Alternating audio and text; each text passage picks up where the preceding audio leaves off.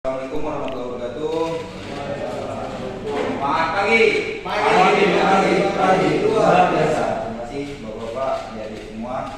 Pada pagi ini kita bisa berkumpul kembali. Di sini saya akan menyampaikan materi tentang sadar budaya dan risiko, tentang judul risiko legalitas aset perusahaan.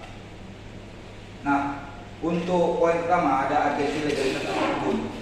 Nah, karena kita di pabrik, kita lompat saja hanya sebatas saja yang mengetahui. Yang pertama itu fenomena sengketa lahan itu biasanya HGU kita itu diklaim pihak luar. Lalu yang kedua penjarahan hasil produksi ataupun kalau misalnya bahasa awamnya itu ninja sawit. Habis itu perubahan regulatif, resiko hilangnya hak atas tanah. Itulah yang disebut HGU kita. Lalu yang keempat dampak operasional, gangguan legalitas mengancam kelancaran panen. Jadi ketika legalitas dicampuri, otomatis pemanen itu tidak nyaman. Lalu selanjutnya di sini ada beberapa potensi risiko aset perusahaan. Yang pertama risiko hukum dan kepatuhan. Yang kedua operasional dan keuangan. Dan yang ketiga keamanan dan kehilangan. Poin ketiga inilah yang sering terjadi di PTPN 4 2, di mana keamanan dan keuangan itu sangat mengaruhi produksi kita. Jadi di situ bukan hanya peran dari pengamanan, tapi peran dari kita semua.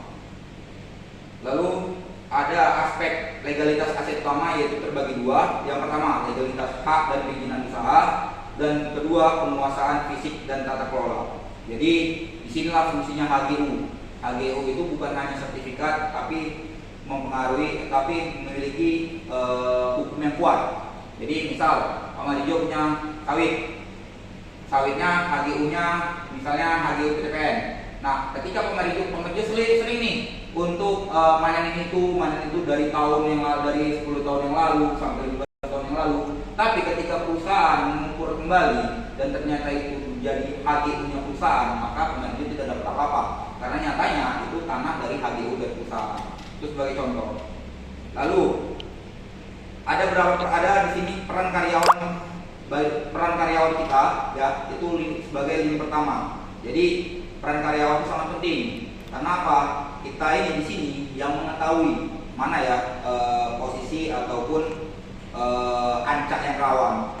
Nah, ketika ancak rawan, kita itu fungsinya apa? Untuk mengintip juga bisa, untuk sebagai pengamanan juga bisa. Jadi itulah fungsi karyawan di lini pertama. Lalu ada yang namanya standar global ISPO dan EUDR.